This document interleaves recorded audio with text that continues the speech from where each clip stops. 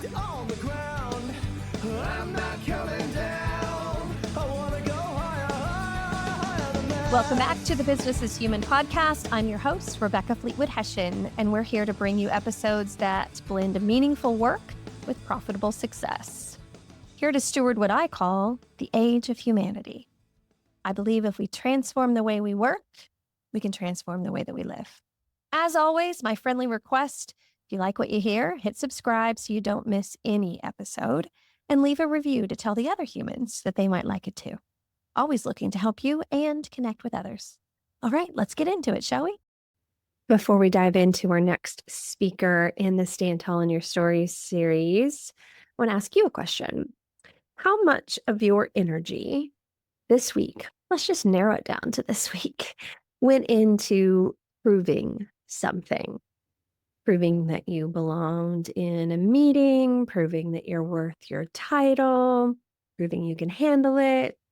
Pick your poison, because it is kind of poison. We don't usually call it that. We usually call it ambition or work ethic. It's our drive. But what's happening in our nervous system, and you're going to start to see a bit of a theme in these talks, is what business has created in so many of us, which is contingent self-worth. I'm only worthy if. And it's if I have the title, if I make this much money, if I get a good review. And research shows it's one of the most expensive patterns that our nervous system can run because it costs us creativity, great long-term decision-making, leadership capacity for the relationships with the people that matter most in our lives. It has a high cost. And when your sense of value is tied to outcomes that you can't fully control, you can't control how someone else thinks about you or feels about you, then your nervous system is in this constant state of vigilance, trying to prepare for every eventuality because you can't control how other people feel about you. You're running on this low-grade activation, which shuts off the things that you really need and want in your life, in your career. That's one of the themes that you're going to hear from Michelle Lea, a controller at CertaPro Painters. She's also going to talk about how our identity gets formed, but what we can do if we want to change some of the patterns that exist from our early days in life. All right, let's hear from Michelle. I've spent my whole life trying to prove myself, to be seen, in school, in work, with family, with friends. Growing up, I was called the shy one. Every time I see my grandma, I'm reminded of the story of how she took me to the neighbor's house and I hid behind her and wouldn't say a word. Or there's the story of my sister, who's just 16 months older than I am. Anytime someone would ask me a question, she would jump in front of me and say, "This is my sister Michelle. She's 5 years old and she's shy." I got in trouble in school for not talking. Instead of getting a call saying your child's talking too much, my mom got a call saying, "Your child's not answering questions in class, and that's a problem." So much of my childhood, and honestly, adulthood too, has been trying not to let anyone down, to do what I thought everyone else needed from me. And it took me a long time to realize something simple, but life-changing.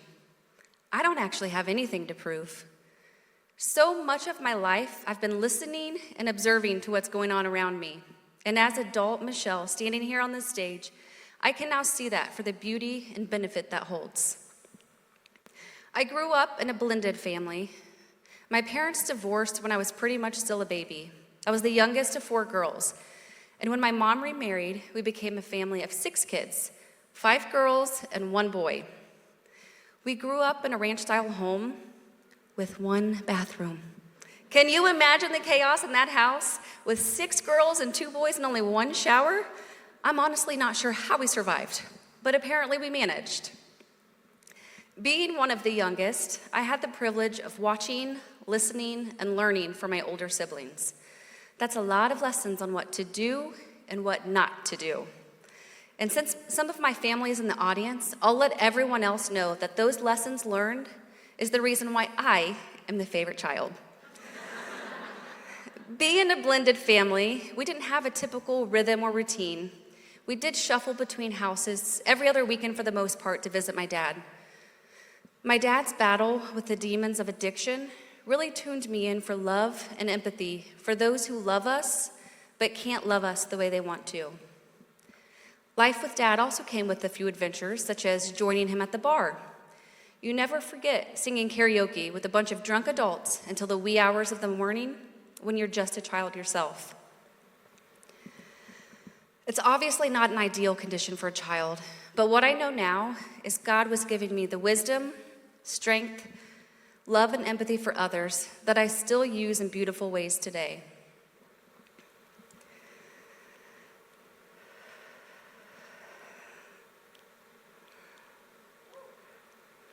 Give me 1 second. Thank you. And when a young girl living in chaotic conditions needs stability, God will bring it to her. When I was just 13 years old, I started dating a boy who was 16. That boy is now my husband. We've been together for 24 years and married for 15. It's been so beautiful to grow up together, to change over the years and still be in love. He is and will forever be my person, my number one, the one God knew I needed. When it was time to start our family, we thought it would happen quickly, but it didn't. My husband's childhood cancer treatments presented some challenges we didn't anticipate. At one of the many doctor's appointments, I asked the doctor, "What are the chances of us conceiving on our own?" And he looked at us and said, "Without help, it's very unlikely." We were devastated. There were tears, prayers, and many moments of wondering why things weren't happening the way we thought they should. But then our miracle came. Our first daughter, Charlie, was born, but only after we let go and fully gave it to God. Then 3 years later, we were blessed again with another beautiful baby girl, Tegan, completing our family of 4. And you know what? The doctor was right. We did need help. We needed God's help. As my family was growing, my dad's life was slipping away. He was falling deeper into addiction. At this point in my life, I desperately wanted a relationship with him, one that I had missed out on for so many years due to his addiction and the time he spent in prison. But in August of 2022, my dad got really sick and was admitted to the hospital. I knew he was really sick this time.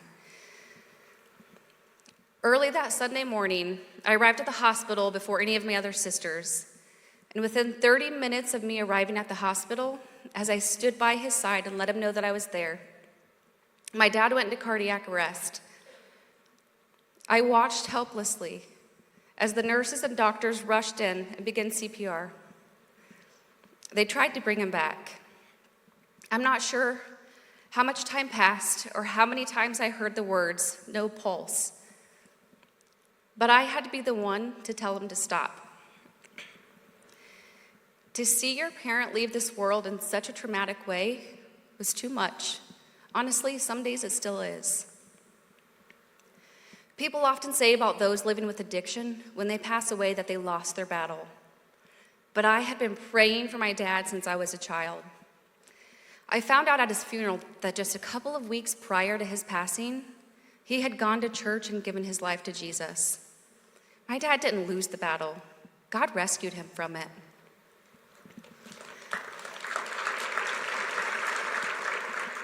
I've learned that the hard moments, the ones where we want to grip tighter and fix everything, can become some of the most transformational.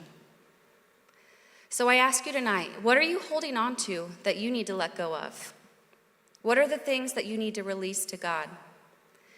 As I stand tall on this stage tonight, here's what I've learned through it all. Life is messy. We have good days and we have really difficult days, but we don't have to do it alone. Lean into those around you, your family, your friends, badass women's groups such as Rise and Thrive, but more importantly, lean into God. I'm asking you to join me in releasing what we can't control and leaning into the truths He promises us. I'll end with this verse that was shared with me recently that's not only stuck for my story, but the phase of life that I'm in right now. And I know there's someone else who may need to hear it too. His word is a lamp unto my feet and a light unto my path. In the good days and in the difficult days, God is lighting the way. So stand up and just take the next step.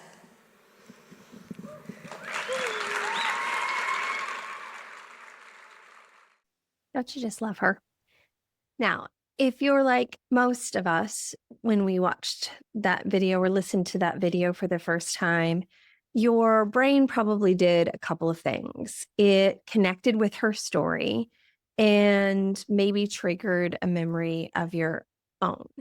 That's what we're designed to do. And that's not just empathy, which empathy is a beautiful thing, but that's your nervous system is sensing patterns in others and asking yourself, am I connected to this person in some way?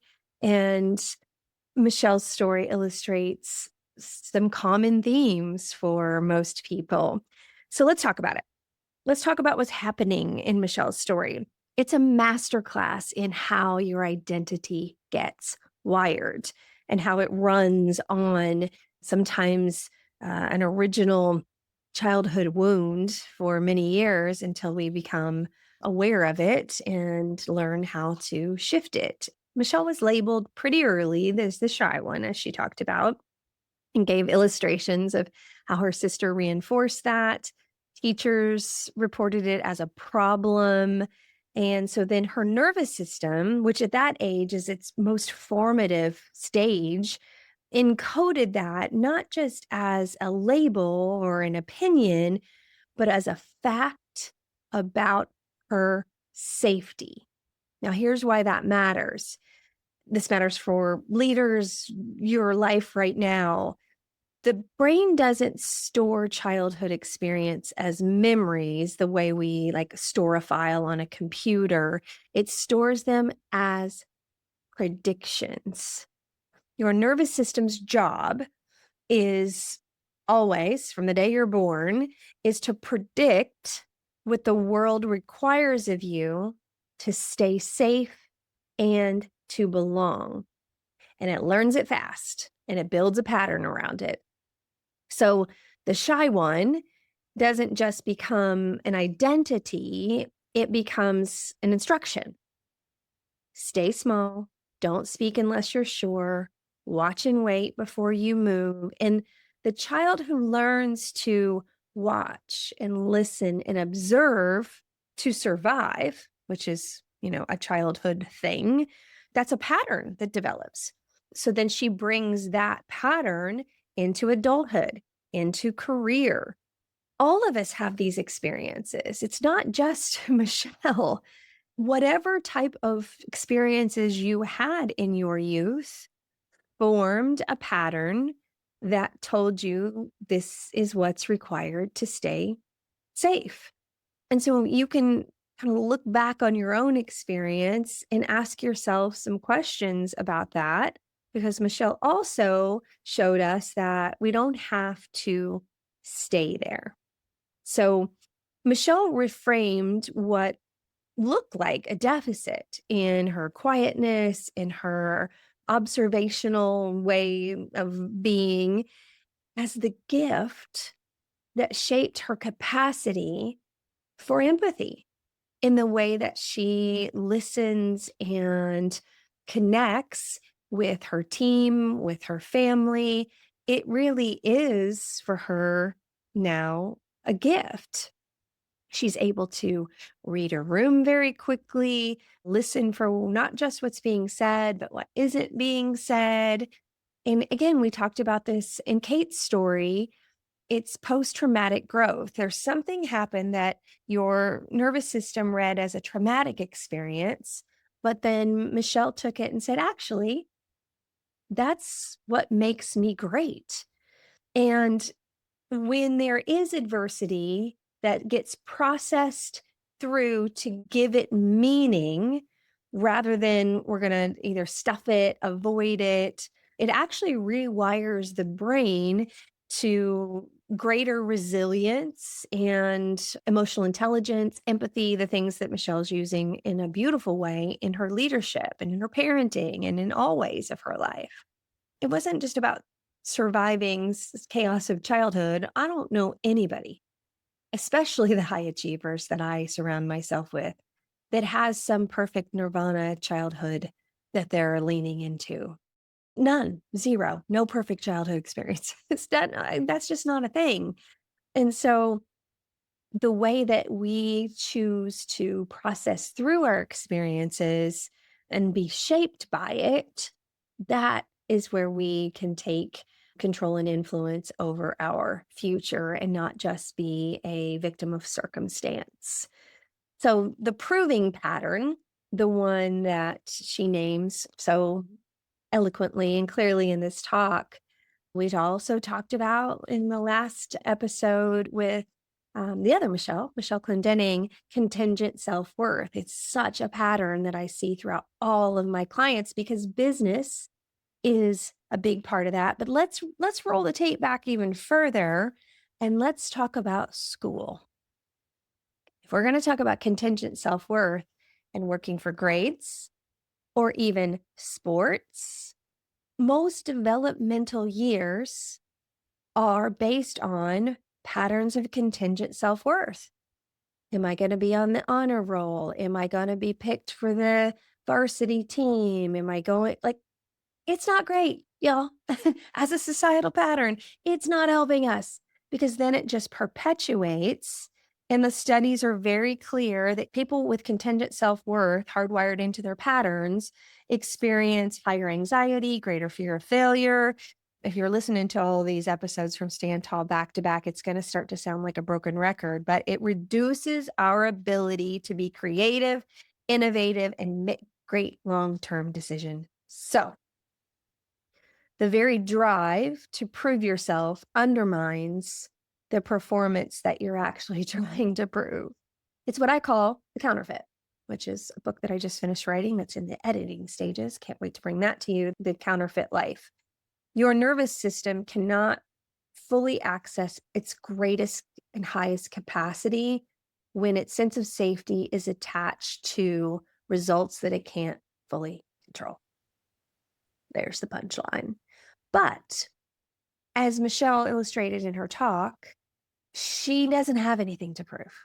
And so a big part of her transformation in our time together in this experience was her learning to regulate her nervous system so that she could get access to greater decision making and come to that conclusion fully.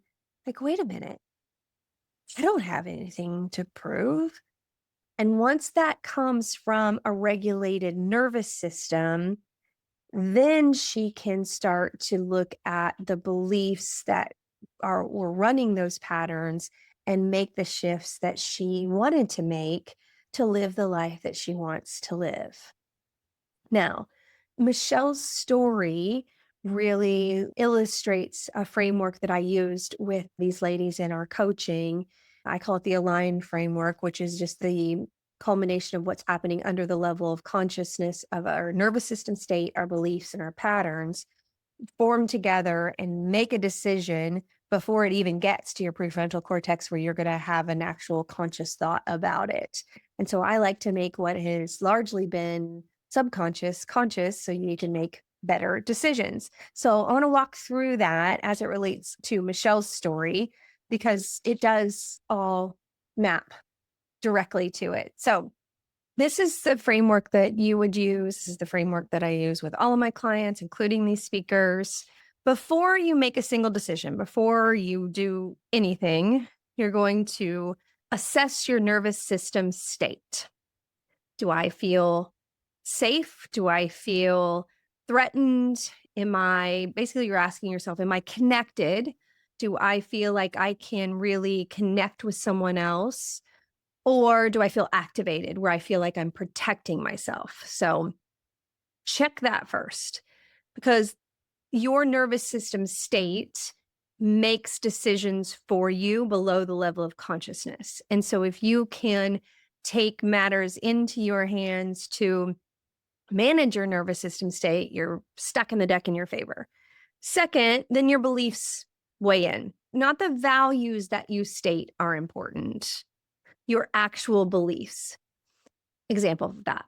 Many people will state that family is the most important thing to them, but their beliefs that are running the show are afraid to rest and take the breaks that they need to spend with family, because if they rest, they're a slacker or they're afraid they're going to get behind.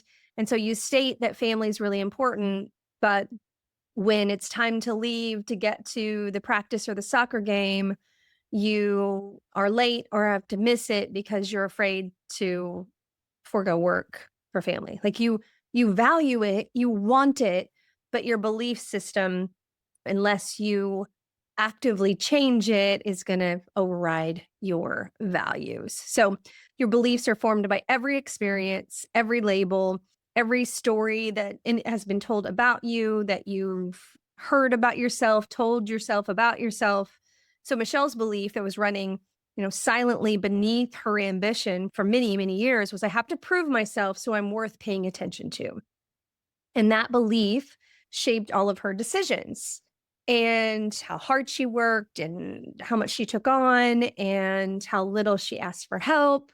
And then the patterns takes over, and your patterns take over because your nervous system wants to be really efficient. It wants to use the least amount of energy as possible. So it creates this pattern, like a well-worn path in the woods, that you're always going to take because it's the fastest route. It's the one you know. So Michelle's pattern was to observe, to overfunction, and never let anyone see her struggle. Sound familiar? Like, many of my clients have this same loop that plays for different reasons. Then Michelle made changes. She wasn't going to change her pattern by working harder. That's just reinforcing the pattern that already exists. She changed it. I don't think she'd done it, but I don't think she talked about it in the way that we talk about it in our coaching. She surrendered it. She surrendered it all, not in defeat, but surrendered in the truest sense, releasing the outcomes and letting go of what she couldn't control. Her example of infertility is a perfect example of this. The doctor said, hey, it's unlikely that you're going to conceive without help. And she and her husband tried, and then tried to manage it. Wasn't, working. They didn't have the funds to go through a lot of the extraordinary efforts. And then she gave it to God. She surrendered it. Guess what? As her story said, that's when she was able to conceive. And the thing about surrendering and faith in God is, many of my clients and my friends, most everybody I know, especially in the business world, has in some way struggled with identity. Who am I really? And when we surrender to God, then we get to ask ourselves, well, who does God say that I am? Because our identity is in Christ. And that is the safest place to put your identity. It takes all the bets and the bargaining off the table and takes you to truth. And so neuroscience actually has language for it, because you know what science is? Science is when humans observe what God has created and give it names and labels. It's observing what God had already created and stated in scripture. And the more I've studied it, it actually makes me giggle. And that's a lot of the book that I just wrote, which is the intersection of business success, neuroscience, and scripture. And I can't wait for you to read it. But neuroscience has language for this in a framework of acceptance and commitment therapy. Research consistently shows that releasing the illusion of control, what psychologists call experimental acceptance. See, they're just fancy names for what God already said he was creating for us. I'm not mad about it. reduces the threat activation in the nervous system and actually increases the capacity for, wait for it, drum roll, please, creative problem solving and resilience. I mean, how many different ways do you want me to say it? I can keep going. Holding on instead of surrendering costs us more than we know. And Michelle paid that cost for years before she found this release. Now, when I write about this in the book called The Counterfeit Life, the word surrender is a religious word. I'm not really a big fan of religion, but I love Jesus. The word that the Bible uses is to submit. And I love the word submit, especially for us as business people, because we submit proposals, we submit our financials, we submit, which is here it is. Can we work together? And I think that's a much better term for us in business because surrender feels like giving up. It feels like failure.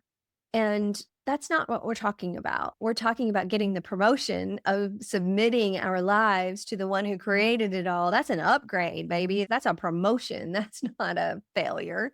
I love knowing that. I've studied, all of the etymology of the languages of the Bible, Hebrew, Greek, Arabic, and it is fun to see what many of those words mean at their purest form before we change the language here and there to make it simpler. Sometimes we miss the plot when we upgraded Bible language, but that's for another day. But the Align framework, back to the real story we're here to talk about. The Align framework really asks 3 questions. What state is your nervous system in right now?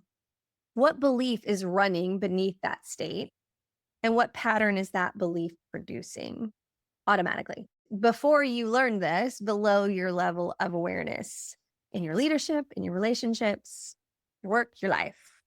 And so Michelle's story is an invitation to all 3. And that's the kind of work that we did before people get on stage and the work that they're called to continue to do after. It's an ongoing journey of how we do life once we learn how well it works.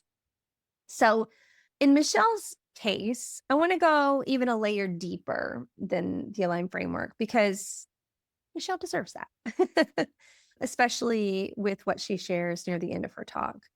She loses her father, real time, bedside. She's the one who has to make the call. That's a human story in its rawest form. And what she does with it is what I want to talk about because she reframes the ending. And, her father, she talked about, he had battled addiction his whole life, wanted to get clean, tried, just couldn't quite get there. And in and out of prison, because of those battles, wasn't able to love her the way that she needed him to. And quite frankly, the way that I'm sure that he in his soul and his heart wanted to.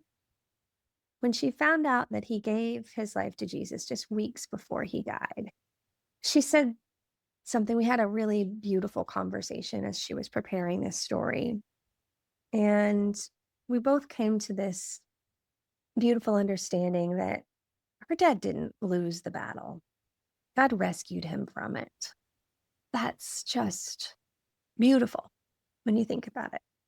So that's a belief reframe that at the deepest possible level. And it matters. It matters for us as leaders because what the research shows about meaning making and the way that we process information in our brains, that we're able to construct narratives around our most painful experiences. And it's, again, fancy neuroscience word, redemptive sequence. When we're able to do that, shift the story, and it's still the truth, but we're able to shift the story, then we're able to get to a greater level of psychological well-being. We're able to mature through this. And people can find meaning in really hard chapters. You can find meaning in really tough business situations. You can find a reason to let it tank you, or you can find a reason to help you rise. in every situation.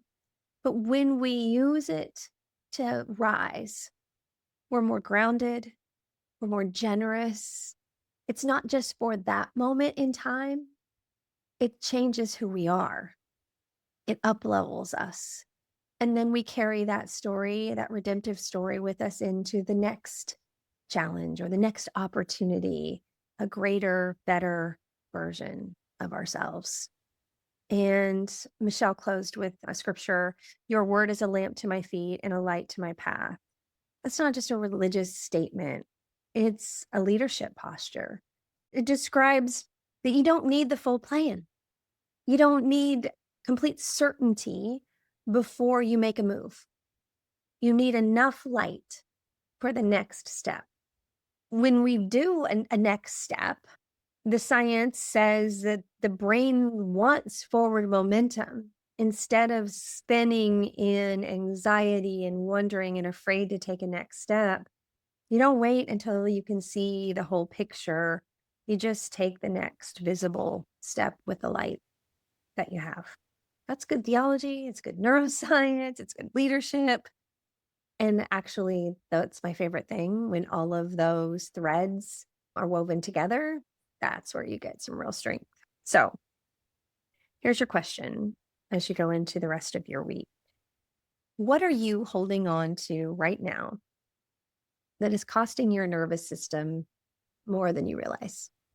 That you've come to some realizations through this that you might need to submit some things to the God who created you.